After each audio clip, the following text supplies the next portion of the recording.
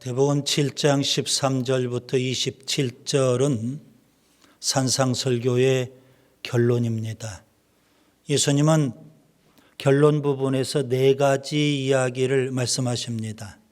13절부터 14절 좁은 문과 넓은 문, 15절부터 20절 좋은 나무와 못된 나무, 21절부터 23절 하나님의 뜻대로 행하는 자와 불법을 행하는 자, 24절부터 27절 반석 위에 집을 지은 지혜로운 자와 모래 위에 집을 지은 어리석은 자입니다.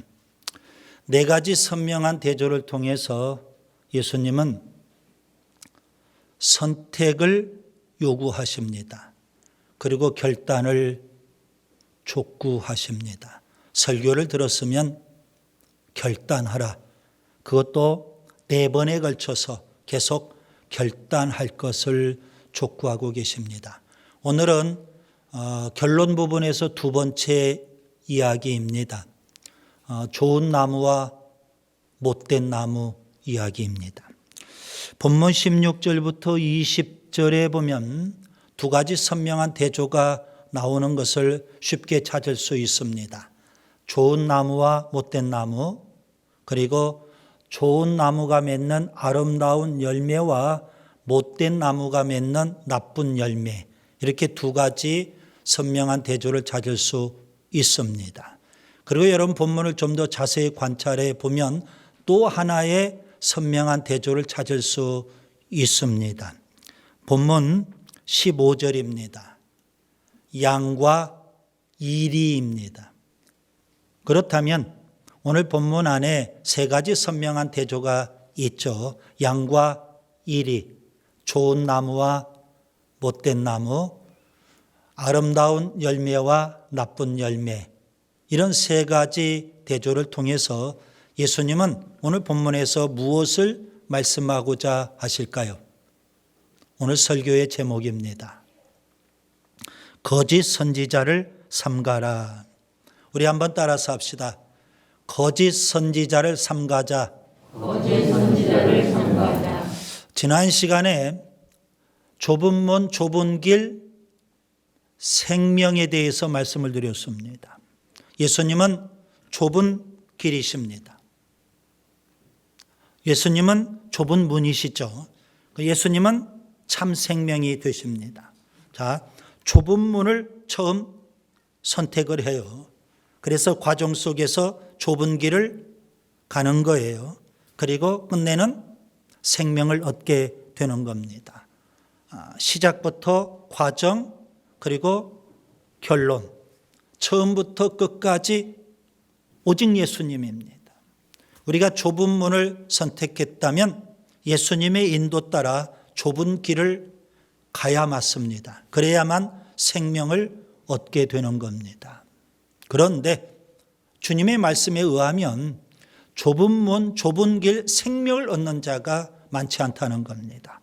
의외로 많은 사람이 넓은 문을 선택하고 넓은 길을 가고 끝내는 멸망에 이르게 된다는 겁니다. 왜 그럴까요? 왜 많은 사람들이 좁은 문을 선택하지 못하고 넓은 문을 선택하고 넓은 길을 가면서 멸망을 당하게 될까요? 두 가지 문제를 생각해 볼 수 있겠습니다. 하나는 내부의 문제인데 우리 안에 있는 죄성 때문일 겁니다. 또 하나는 외부의 문제인데 거짓 선지자의 미혹 때문일 겁니다. 자, 심지어 좁은 문을 선택을 했어요. 그런데도 불구하고 좁은 길을 가지 못하고 넓은 길을 가려고 합니다. 실제 넓은 길을 가다가 멸망당하는 사람들이 많이 있습니다. 왜 그럴까요? 우리 안에 있는 죄성 때문에 영적 게으름, 나태함, 안일함에 빠지게 되고 그래서 끝까지 신앙으로 살지 못하고 사명에 살지 못하는 사람이 있더라는 겁니다. 게다가 마귀 사탄의 미혹, 거짓 선지자의 미혹 때문에 도중에 신앙의 길에서 낙오를 합니다. 그리고 사명도 망각해버립니다. 그런 사람이 의외로 많더라는 겁니다. 그래서 예수님은 오늘 본문에서 아주 단호한 어조로 말씀하십니다. 거짓 선지자를 삼가라. 여러분, 여기 삼가라 이 표현은 정신 차려라, 조심해라, 분별해라, 그런 의미가 되는 겁니다. 여러분, 영적 지도자가 참 중요하죠. 여러분, 선지자, 영적인 지도자입니다. 그 지도자 아주 중요한 겁니다. 지도자를 잘못 만나면 한순간에 멸망을 당할 수밖에 없기 때문입니다. 예수님은 본문 19절에 불이라는 단어를 사용하십니다. 이 불이 바로 지옥불을 의미하는 겁니다. 여러분, 거짓 선지자는 지옥불 심판을 받아야 될 잘못된 선지자, 잘못된 지도자입니다. 지난 시간 말씀의 표현대로 한다면 우리를 넓은 문으로, 넓은 길로, 멸망으로 인도하는 거짓된 지도자, 그게 바로 오늘 본문에서 말하는 거짓 선지자입니다. 반면에 예수님은 생명의 말씀을 전하시는 참된 선지자, 영원한 생명으로 우리를 인도하시는 영적 지도자가 되시는 줄 믿습니다. 오늘 본문을 통해서 저는 세 가지를 말씀드리려고 합니다. 첫째, 열매로 나무를 분별하는 겁니다. 본문 15절과 16절을 보겠습니다. 예수님이 말씀하신 거짓 선지자의 두 가지 특징을 우리가 찾아봐야 되겠습니다. 하나는 위장입니다. 양의 옷을 입고 나오기 때문에 이게 양인지 일인지 잘 분별할 수가 없는 겁니다. 거짓 속임을 쓴다는 이야기죠. 그 다음에 또 하나의 특징은 노략질입니다. 겉은 양처럼 유순하게 보이는 듯한데 속은 이리입니다. 시간이 좀 지나면 본성이 드러나는 겁니다. 이리의 본성, 노략질을 하는 거죠. 양을 잡아먹습니다. 여러분, 어느 시대에나 거짓 선지자는 존재했습니다. 구약 시대에도, 그리고 신약 시대 지금도 거짓 선지자 끊임없이 나타납니다. 이단 끊임없이 발생합니다. 교회도 거짓된 교회, 잘못된 교회가 많습니다. 목사도 거짓 목사가 많습니다. 예수님은 싹군 목자라고 표현하기도 하셨죠.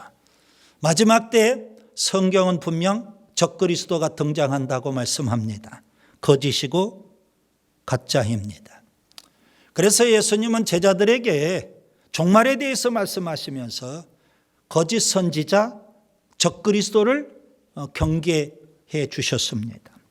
마태복음 24장 5절, 많은 사람이 내 이름으로 와서 이르되 나는 그리스도라 하여 많은 사람을 미혹하리라. 마태복음 24장 11절, 거짓 선지자가 많이 일어나 많은 사람을 미혹하리라. 마태복음 24장 24절, 거짓 그리스도들과 거짓 선지자들이 일어나 큰 표적과 기사를 보여 할 수만 있으면 택하신 자들도 미혹하리라. 이렇게 예수님은 끊임없이 거짓 선지자들, 거짓 그리스도들이 많이 일어날 것이라고 예언해 주셨습니다. 사도 바울, 그는 에베소 교회에서 3년 동안 목회 사역을 합니다.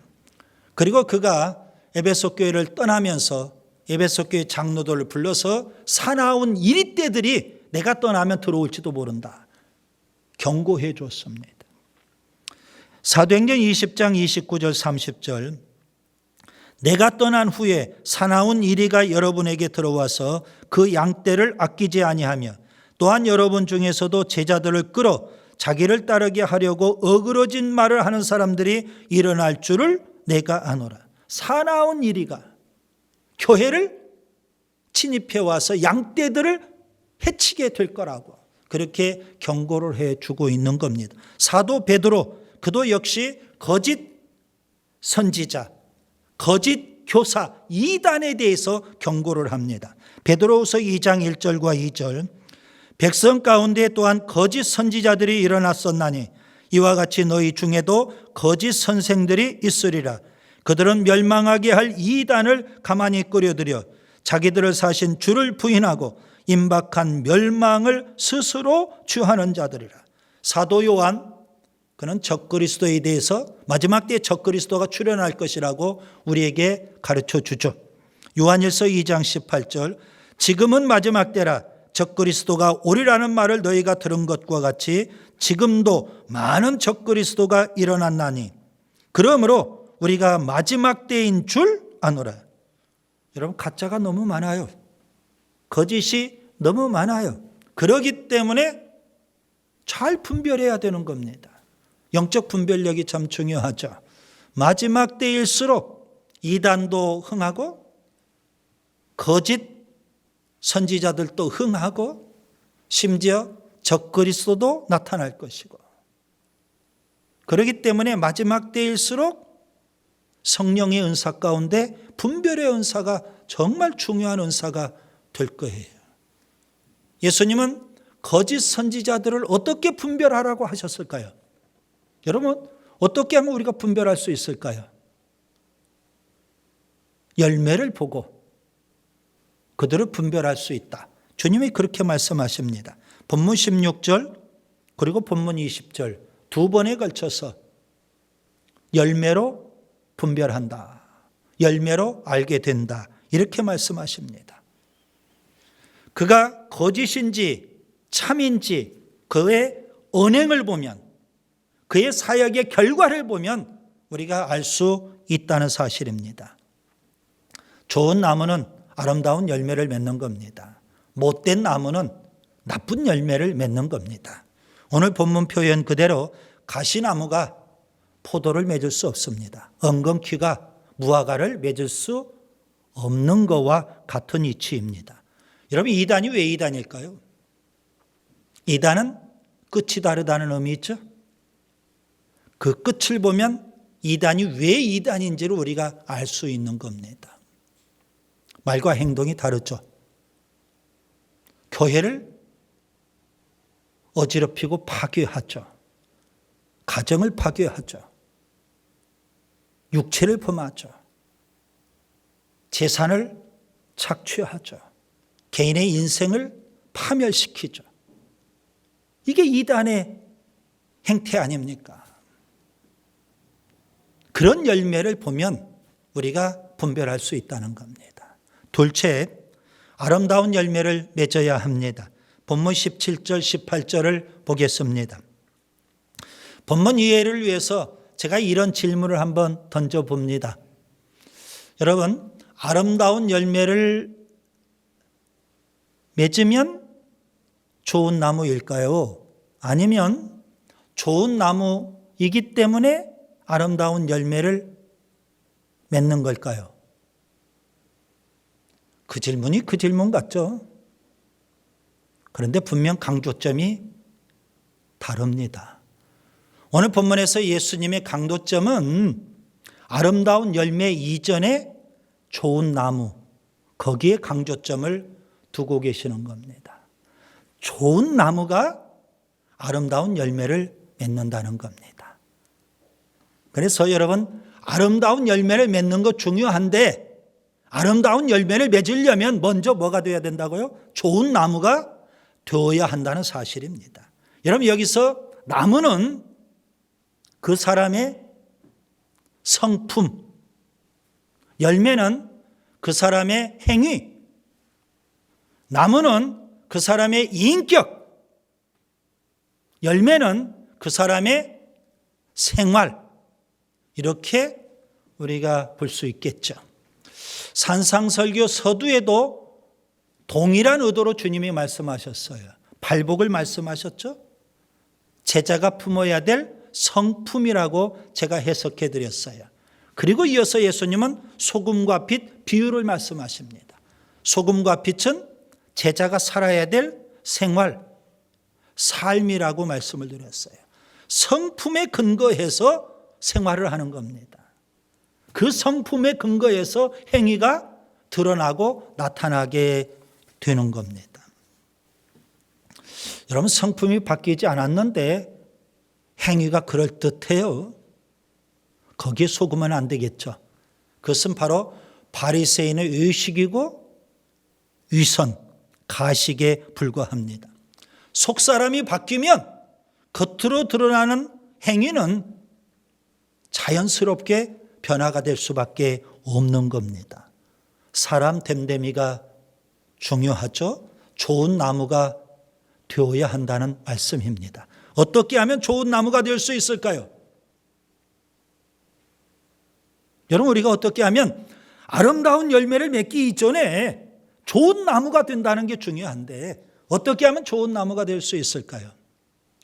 예수님을 영접하고 내적인 변화가 일어나고 예수님의 성품을 품어야 되는 거 아니겠습니까? 그런 사람이 좋은 나무가 되는 거예요. 세례 요한의 표현을 빌리면 회개의 열매, 회개에 합당한 열매를 맺어야 되는 겁니다. 이렇게 예수님은 좋은 나무의 강조점을 두시고 이어서 아름다운 열매를 말씀하시는 겁니다. 시편 1편에 보면 복 있는 사람은 어떤 사람일까요? 시냇가에 심은 나무와 같다. 그래서 철을 따라서 열매를 맺는다고 했습니다. 우리가 맺어야 될 아름다운 열매는 어떤 것이 있을까요? 생활 속에 자연스럽게 맺어야 될 아름다운 열매 6가지를 제가 소개해 드리려고 합니다. 첫째, 빛의 열매입니다. 어두운 가운데 있었던 우리가 예수님의 빛, 하나님의 빛을 받으면 이제 빛의 열매를 맺어야 되는 겁니다. 에베소서 5장 8절과 9절, 너희가 전에는 어두움이더니 이제는 주 안에서 빛이라, 빛의 자녀들처럼 행하라. 빛의 열매는 모든 착함과 의로움과 진실함에 있느니라. 그 다음에 입술의 열매를 맺는 겁니다. 하나님의 은혜를 받았어요. 그래서 우리 입술의 언어가 달라져요. 감사가 나오게 되고 찬송이 나오게 되는 겁니다. 히브리서 13장 15절, 그러므로 우리는 예수로 말미암아 항상 찬송의 제사를 하나님께 드리자. 이는 그 이름을 증언하는 입술의 열매니라. 그 다음에 순종의 열매를 또 맺게 되는 겁니다. 우리가 하나님의 말씀을 들어요. 왜 듣습니까? 그 말씀에 순종하기 위해서. 하나님의 말씀을 듣는 것 아니겠습니까? 로마서 6장 21절 22절, 너희가 그때에 무슨 열매를 맺었느냐? 이제는 너희가 그 일을 부끄러워하나니 이는 그 마지막이 사망임이라. 그러나 이제는 너희가 죄로부터 해방되고 하나님께 순종의 종이 되어 거룩함에 이르는 열매를 맺었으니 그 마지막은 영생이니라. 순종의 열매를 맺는 겁니다. 하나님의 말씀에 순종하며 사는 겁니다. 그 다음에 봉사와 충성의 열매를 맺는 겁니다. 성령의 은사를 받고 또 교회에서 직분을 받고 여러 가지 우리에게 주어진 사역대로 우리가 교회를 섬기며 봉사하고 충성을 다하는 겁니다. 달란트 비유를 보세요. 2달란트와 5달란트 받은 자는 봉사와 충성의 열매를 맺은 겁니다. 마태복음 25장 21절 23절, 착하고 충성된 종아, 내가 적은 일에 충성하였다. 주님 앞에 우리가 드려야 될 열매, 봉사와 충성의 열매입니다. 그 다음에 성령의 열매입니다. 성령으로 충만하고, 그래서 우리가 예수님을 닮은 성품, 성령의 9가지 열매를 맺게 되는 겁니다. 갈라디아서 5장 22절 23절, 오직 성령의 열매는 사랑과 희락과 화평과 오래 참음과 자비와 양성과 충성과 온유와 절제니 이 같은 법을 금지할 법이 없느니라. 그 다음에 마지막 전도의 열매입니다. 복음으로 무장하고 예수님으로 충만하고 우리가 이 복음을 전하고 이 예수님을 전하게 되는 겁니다. 로마서 1장 13절 바울은 이렇게 말하죠. 이는 너희 중에서도 다른 이방인 중에서와 같이 열매를 맺게 하려 합니다. 바울은 로마 가기를 원했어요. 로마 교회에 가기를 원했어요. 왜요? 열매를 맺으려고. 그곳에서도 전도의 열매를 맺고자 했던 겁니다. 이런 아름다운 열매를 우리가 맺어야 되는 줄 믿습니다. 6가지 아름다운 열매보다도 더 본질적인 게 뭘까요? 회개의 열매입니다. 회개의 열매는 일종의 나무에 해당이 된다면 방금 말씀드린 이 6가지 열매는 그 나무가 맺는, 좋은 나무가 맺는 아름다운 열매인 줄 믿습니다. 그 다음에 셋째, 나쁜 열매를 맺으면 심판을 받습니다. 본문 19절, 20절을 보겠습니다. 여기에 보면 불이라는 단어가 나와요. 서두에도 말씀드린 대로 지옥불, 심판의 불을 의미합니다. 예수님은 재림하십니다. 심판주로 재림하십니다. 그래서 온 세상을 심판하실 겁니다. 모든 사람이 다 주님의 심판대 앞에서 심판을 받는데 어느 누구도 그 심판에 항의할 자 없고 불평을 토로할 자 없게 됩니다. 왜 그럴까요? 주님은 우리의 열매를 보고 우리의 행위대로 심판하시기 때문에 그렇습니다. 로마서 2장 7절 8절 참고 선을 행하여 영광과 존귀와 썩지 아니함을 구하는 자에게는 영생으로 하시고 오직 당을 지어 진리를 따르지 아니하고 불의를 따르는 자에게는 진노와 분노로 하시리라. 아름다운 열매를 맺지 못하면, 나쁜 열매를 맺으면 하나님의 심판을 피할 수 없습니다. 이사야서 5장에 보면 이사야 선지자가 하나님의 포도원이라는 노래를 불러요. 하나님께서 극상품 포도나무를 심었다는 겁니다. 이 하나님의 포도원은 유다 백성을 가리키는 겁니다. 남쪽 유다 나라. 하나님이 극상품 포도나무를 심으셨는데 이사야 선지자가 보니까 좋은 포도가 아니라 들포도를 맺었어요. 그래서 탄식하며 노래를 부르는 겁니다. 끝내 남쪽 유다 나라는 심판받고 말았습니다. 세례 요한, 그는 하나님의 백성이라고 자부하는 유대인들에게 이렇게 외칩니다. 마태복음 3장 7절 8절 독사의 자식들아 누가 너희를 가르쳐 임박한 진노를 피하라 하더냐. 그러므로 회개에 합당한 열매를 맺고 속으로 아브라함이 우리 조상이라고 생각하지 말라. 방금 말씀드린 대로 좋은 나무가 되라는 겁니다. 그리고 이어서 세례 요한은 계속 외칩니다. 마태복음 3장 10절 이미 도끼가 나무 뿌리에 놓였으니 좋은 열매를 맺지 아니하는 나무마다 찍혀 불에 던져지리라. 열매가 없다면, 좋은 열매를 맺지 못한다면, 나쁜 열매를 맺으면 하나님의 심판을 피할 수 없는 겁니다. 심판을 경고하는 이런 말씀이 어찌 유대인들에게만 해당이 될까요? 오늘 우리에게 주어진 말씀입니다. 누가복음 13장에 예수님은 열매를 맺지 못한 무화과나무 비유를 말씀하십니다. 주인이 포도원이 있어요.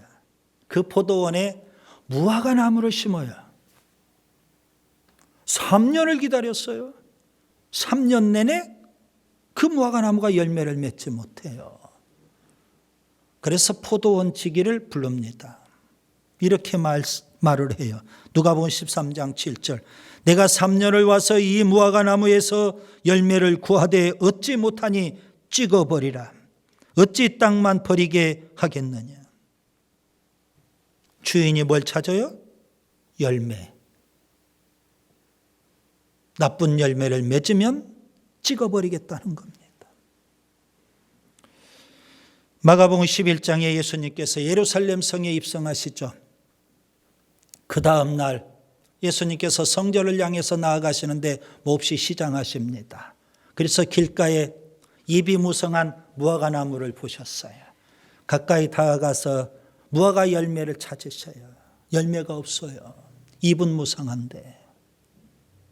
그래서 예수님은 그 자리에서 단호하게 저주하십니다. 심판하시는 거죠. 그리고 예수님 성전에 들어가셔요. 만민의 기도하는 집인 성전이 강도의 소굴이 되어버렸어요. 그래서 주님은 성전을 다 정결케 하십니다. 심판하시는 겁니다. 열매가 없으면 심판을 받는 거예요.